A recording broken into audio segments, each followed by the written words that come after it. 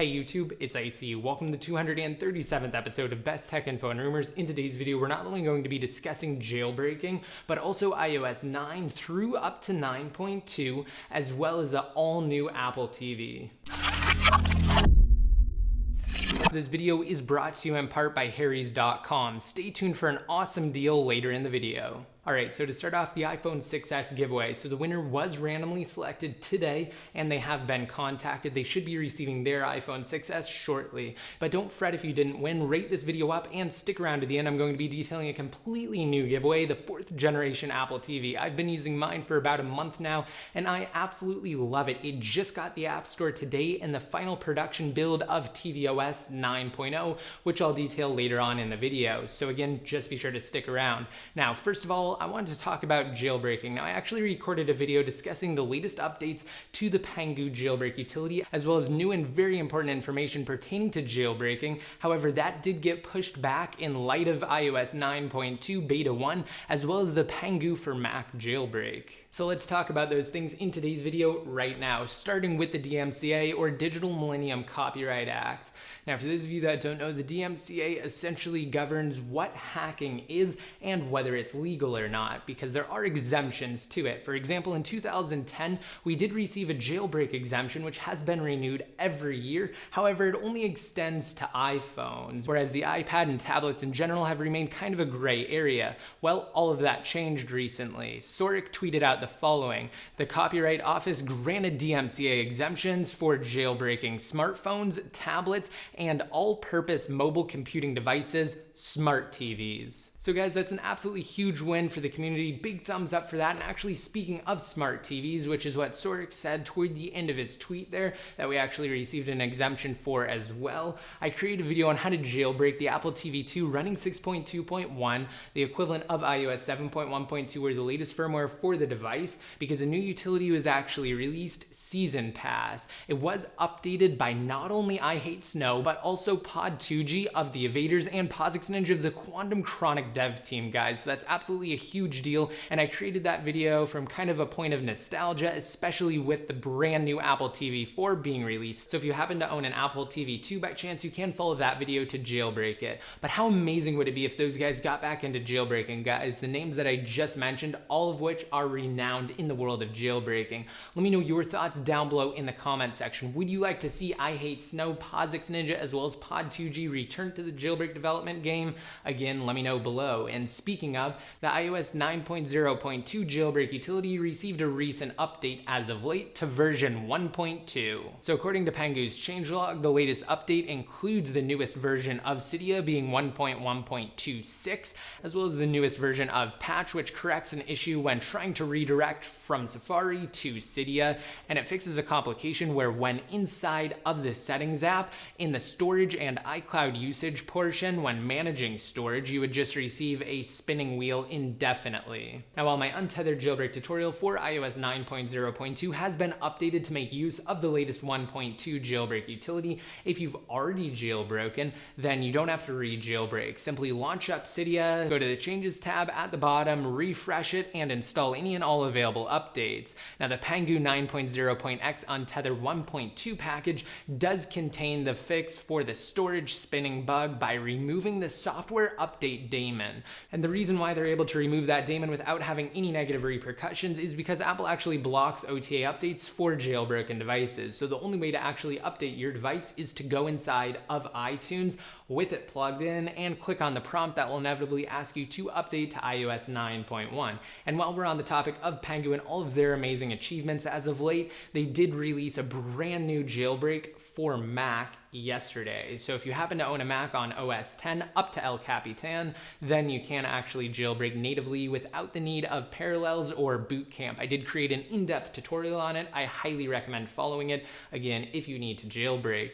And now let's talk about new firmwares, iOS 9.1 as well as 9.2. So while iOS 9.1 does offer quite a few changes over 9.0.2, none of them are more notable than the brand new emojis. Over 100 150 of them to be specific. However, 9.2 is a completely different story. It just has a very minor change. You can find that outlined in the video that I recorded following its release, or in the cards I will have a direct link to its changelog for you guys.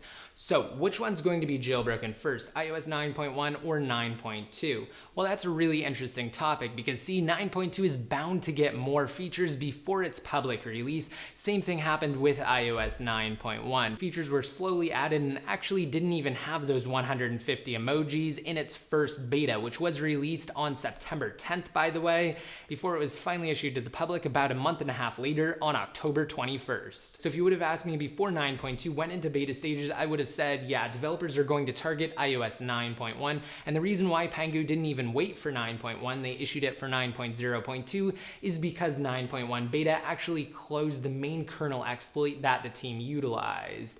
They may, however, have additional exploits, but now with iOS 9.2 on the horizon, who knows, all bets are off. They may very well wait for the firmware, and if it's anything like 9.1, it would definitely be better to wait for the new features added by 9.2, and again, if it is like 9.1 with its release schedule, we can expect it about a month and a half from now. So let me ask you guys this question. Provided 9.2 does bring some initial features to the table by the time of its release, which one would you guys rather have a jailbreak for, 9.1 or 9.2?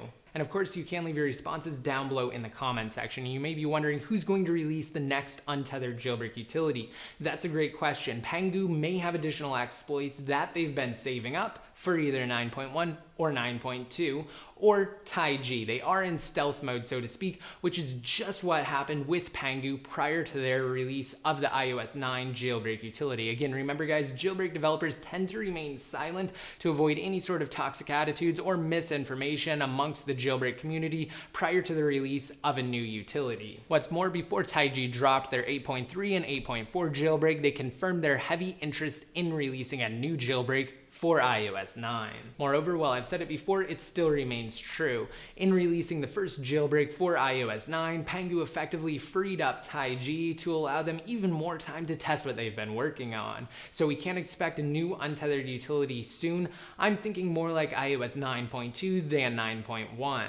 Just be sure to click the subscribe button below next to my channel name if you have yet to. I will keep you guys completely notified anytime there are new developments in the world of jailbreaking. And now, before we move on to discuss the brand new Apple TV 4, I wanted to talk about a cool product, Harry's razors to be specific. I've had a chance to use Harry's starter set and I couldn't be more impressed with the quality of their products.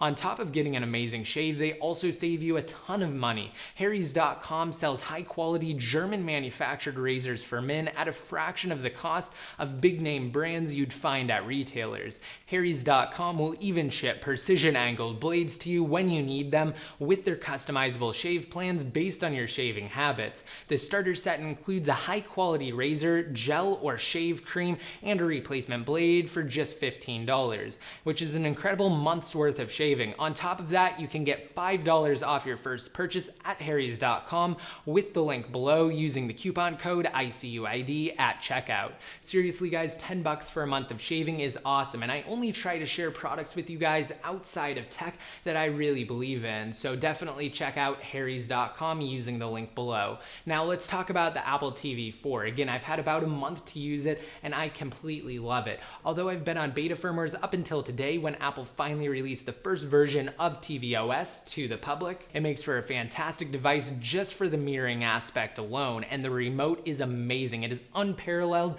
and it's so much better than the previous generation's remote. I can't even believe it. It's leaps and bounds beyond anything else. And if you happen to miss my unboxing of it, I will have it directly linked in the cards right now. And of course, I am going to release so much more coverage in the days and weeks to come, and I'm even going to give one away. Actually, when the device is released, I'm going to start my brand new giveaway for it. So all you have to do is just rate this video up, and then what you need to do essentially is utilize free apps fast. And I'm actually going to detail that more in depth in my unboxing of the retail version, which again should be released tomorrow, so stay tuned for that. And now the iPad Pro, which while it was announced announced alongside the iPhone 6s, 6s Plus, and the Apple TV 4, Apple failed to announce a release date for the device. Well, if Apple's new AppleCare training deadline is anything to go by, it will definitely be the beginning of November, because according to some internal information, AppleCare associates are said to have a training deadline on the device of November 6th. Alright, and that concludes the 237th episode of Best Tech Info and Rumors. I really hope you guys liked it,